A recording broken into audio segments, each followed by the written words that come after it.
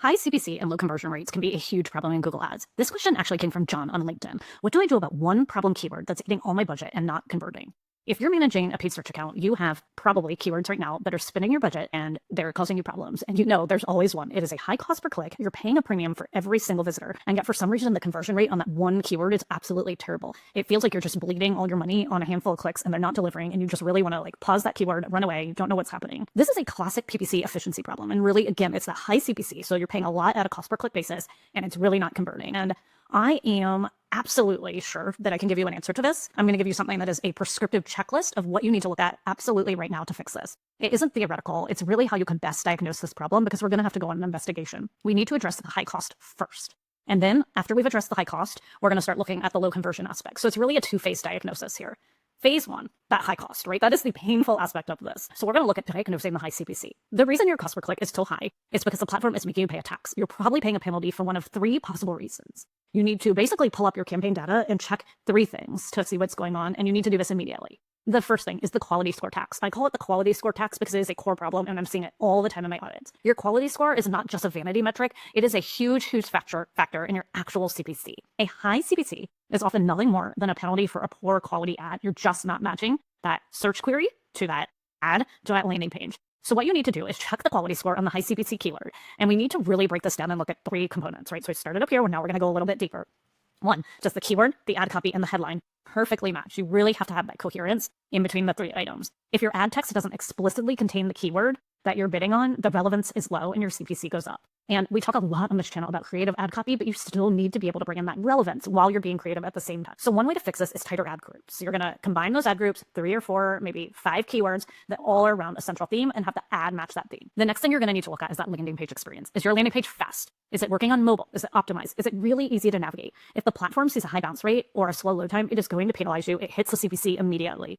It says, no, thank you, not today, advertiser. And it probably pains Google to do this, but that is how it works. The expected click-through rate. So is your ad compelling enough to earn that click? This is where we have those creative options in the headlines, right? We don't want to give all of the headlines. Think about keyword stuffing in the headlines for all 15. We want to have some enticing, some authority, some emotion mixed into those headlines so that Google can serve both the relevancy and that enticement on the click. So what you're going to want to do here is you're going to want to test new headlines and descriptions that use compelling, unique, and value propositions. And more relevant clicks actually, again, mean a lower CPC. The second thing that you're going to need to diagnose, and again, we're looking at cost here. We're still focused on just stopping the bleeding, is the auction insights and competition. If your quality score is solid, which sometimes you will find that is absolutely solid, the problem actually is external. The auction is getting more competitive. So here's how you're going to diagnose that.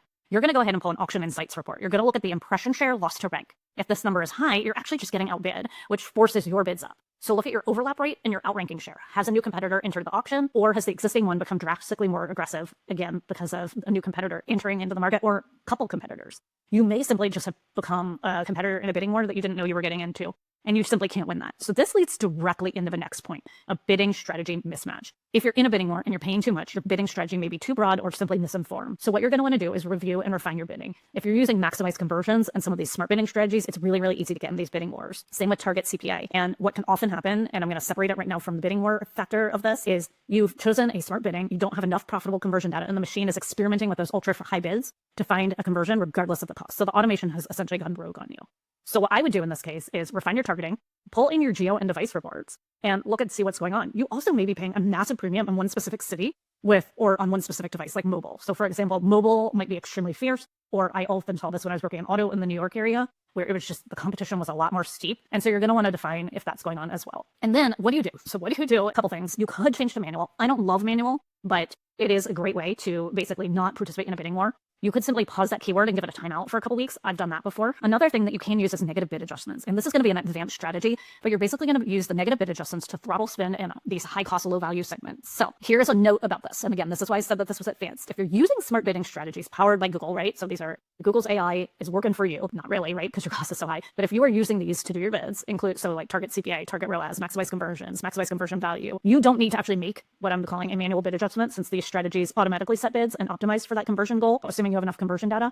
But if you're making manual bid adjustments to your automated smart bidding strategy, it's not going to be supported. So don't go try to make these changes if you are on these automatic bid strategies here. So the device bid adjustments for target CPA, they actually allow you to prioritize conversions by device. You can set adjustments for desktop, tablet, and mobile. And unlike bid adjustments for manual CPC, your bid adjustments for target CPA modify the value of the CPA target rather than the bids themselves. So this is the difference. So for example, if your target CPA is $10, then you're setting a bid adjustment of plus 40 for mobile, and you're going to decrease your target CPAs on mobile devices to prevent your ads from showing on mobile devices. You're actually going to set a mobile adjustment. So again, these are possibilities. Just think about something like that, if this is going off the rails. And again, that is a more advanced strategy. So another thing you could do is fix, the flaw, right? So we're going to talk about phase 2 now, and that's diagnosing the low conversion rate. So you've gone through, you've looked at why is the cost so high. Now you're going to go into the low conversion rate. A high click-through rate with a low conversion rate means you've successfully convinced that user to click, right? Like you've gotten that click clearly because you're paying for it, but you have really, really failed to deliver once they've arrived. So you paid that high CPC, you threw money away, and the cause is a lot of times a disconnect. And so what you can often find happening is the search query mismatch. So it's an relevance killer. You're converting the wrong people. So run to a search query report, don't walk, and look for the high cost keyword and aggressively add negatives for that keyword. So for example, if you sell high-end furniture and you're paying a premium for searches that include cheap, free, DIY, you need to go and add these negatives to your account immediately. You're paying for unqualified shoppers, essentially. You also need to check search intent. We talk about intent a lot on this channel. Is the search term transactional, like buy product X, or informational, how to use? Because a lot of that fluff and that it could come in through that. So if you're sending an informational searcher to a product page, they're going to bounce 100% of the time. They're not ready to buy. And you really want to be careful because Google could be sneaky about getting some of the stuff in there. You also want to look at that ad to landing page disconnect. So this is the most common reason for low conversion rates. The user clicks because the ad promises A, but then the landing page delivers B. I've seen this even happen in e-commerce before, where I'll click on an exact product because they're showing it in the feed, and then I click and it's sold out in my size. It happens a lot more than you would think, or it's not that exact color.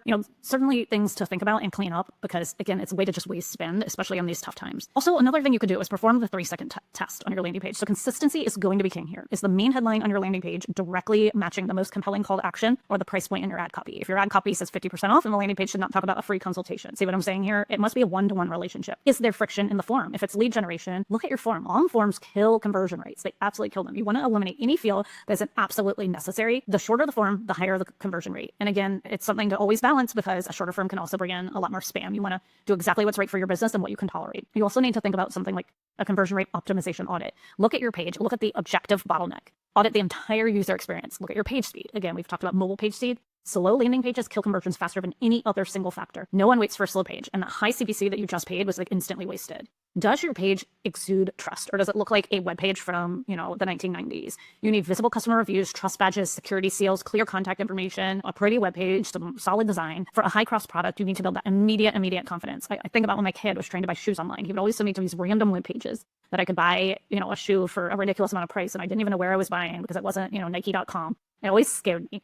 You don't want to be that, right? You don't want to pay for that and spend your ad dollars on that. Clarity and simplicity. So again, I think I don't want to say people are stupid. That's to me. People need to be told what to do. And sometimes it can feel, really rudimentary. You don't want to be like that. But at the end of the day, state your call to action, make it prominent and singular, and don't give the users 5 places to click. Guide them to one action, and that is the action to convert. So to summarize, the most prescriptive action for your most painful keyword, right? Because we know that these are there, is run to your search query report and aggressively add those negative keywords to disqualify non-buyers. Lower the tax, improve your ad relevance to the keywords, and fix any issues with landing page speed to get immediate relief from your CPC. Potentially look at bid modifiers, but I think that's really, for the most part, unnecessary and more advanced than I like to recommend my clients get, especially when automated bidding has already taken that into account. But it's worth looking at the report to see, just for peace of mind. And then also close the loop. Ensure the message on your landing page exactly matches the headline and the offer and what the person is putting in as their query. If you do these 3 things right now, you're going to see the conversion rate climb. I promise that it'll happen. And your effective CPC and your actual cost for a profitable click will start to fall into a manageable and profitable range. That's the diagnosis. Now, what I want you to do is I want you to go implement that. Your budget is going to depend on it.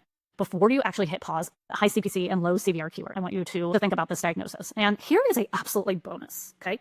Because I don't love pausing keywords in general. I want to look under every single rock that I possibly can. So this, again, is an advanced strategy that I want you to think about. So I've just given you a framework for what to do if you have a high CPC keyword that isn't converting, but I also am a big proponent of looking at account-wide and campaign-wide when it comes to any one keyword, because it's very, very rare that keyword keeps going, that it's just completely irrelevant and totally off the rails. So you've looked through these problems.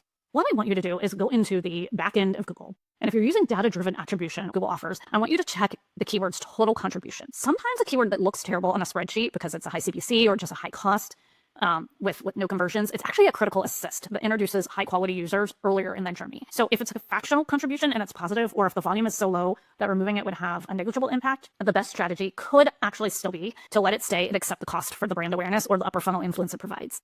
In your Google Ads account, click on the goals, click on the measurement, and then click on attribution. In the left-hand menu, so over on the side, you want to look at assisted conversion report. Sometimes this data is included in the conversion paths report. And what you can do is you can change the dimension to view the assist by keyword, campaign, and ad group. And what you want to look for is you want to look for last click conversions. And this is the conversions which this keyword received 100% of the credit. And then what I want you to do is look at click view assist. This is the number of times the keyword participated in a conversion path without being that final click. And last but not least, I want you to look at the assist to last click conversion ratio. This ratio tells you how much more the keyword is assisting versus closing.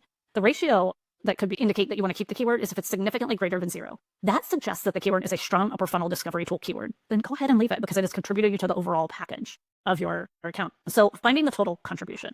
It's a more sophisticated way to look at your contribution at the keyword level. If your conversion action is set to data-driven, most accounts are at this point in time, Google's machine learning model assigns fractional credit to every interaction, including keywords. You will start to see this 1.2, and everyone always asks about that. So basically what that means is based on historical impact on the path to conversion, you are getting credit for conversion to that. So that keyword is contributing. Setting your conversion action to DDA, you're going to ensure DDA is enabled. Again, it probably is. Go to goals, conversions, and summary. Click on the conversion action that you're analyzing and verify the attribution model is set to data-driven. And then once DDA is active, the numbers that you see in the standard conversions column for your keywords reflect their total fractional contribution. A keyword that generates 0.1 conversion on 100 clicks might look low, but under DDA, at 0.01 represents its actual calculated value in the funnel, proving its worth. So if the cost is still less than that value, it's worth keeping that keyword. Another thing you can do is compare models. This is optional, but it's recommended. The attribution report also contains model comparison. You can use this to compare your actual keywords. So look at the last click value, which would be 0 if it's an assist keyword. Look at data-driven to see how much credit DDA is assigning for the role if it's higher up in the funnel.